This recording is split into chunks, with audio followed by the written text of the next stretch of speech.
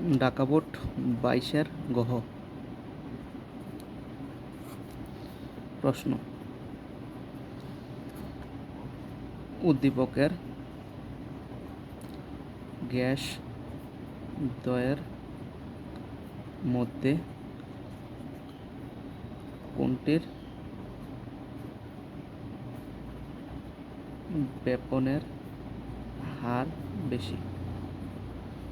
উদ্দীপকের গ্যাস দ্বয়ের মধ্যে কোনটির ব্যাপনের হার বেশি?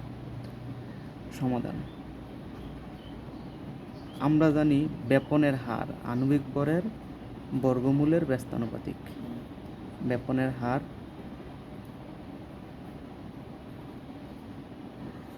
আণবিক ভরের বর্গমূলের ব্যস্তানুপাতিক।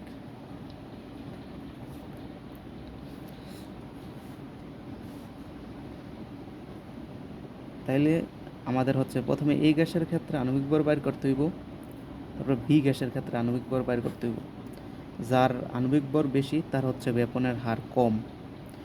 আণবিক ভর যদি আমার বেশি হয় তাহলে ব্যাপনের হার কম হবে। এখন যে উদ্দীপকে এই যে ডিগ্রি সেলসিয়াস, এই একক দেখে বুঝতে হইব আসলে কোনটা কী দেওয়া আছে। এই ডিগ্রি সেলসিয়াস এটা হচ্ছে তাপমাত্রার একক, তারপরে 760 মিলিমিটার পারদচাপ, এটা হচ্ছে চাপের একক। তারপরে এই যে মিলিলিটার, 500 মিলিলিটার, এটা হচ্ছে আয়তনের একক। আর 0.450 গ্রাম এটা হচ্ছে ভরের একক। তাহলে আমরা জানি কি পিভি সমান এন আর টি। এখানে এন হচ্ছে মোল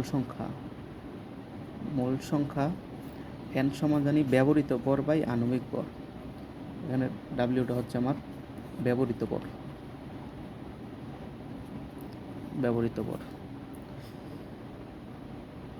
তাহলে পিভি সমান এন আর টি। তাহলে এন এর মান যদি ডাব্লিউ বাই এম বসাই, W R T by M সমান কি পিভি।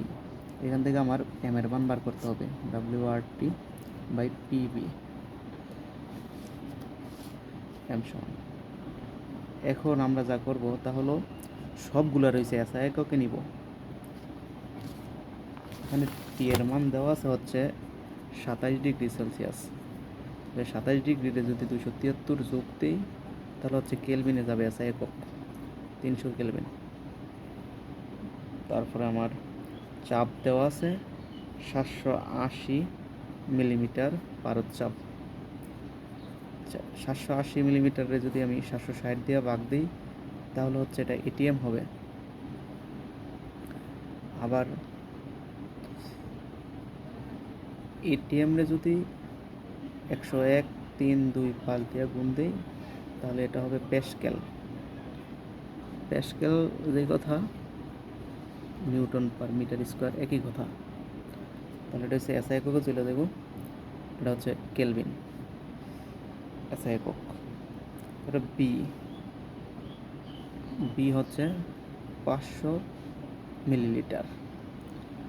500 মিলিলিটারে যদি আমি 1000 দিয়ে ভাগ দিই তাহলে হচ্ছে এটা লিটারে যাবে।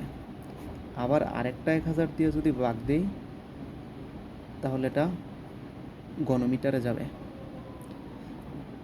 এখন আর সমান বসাইতে পারি 8.31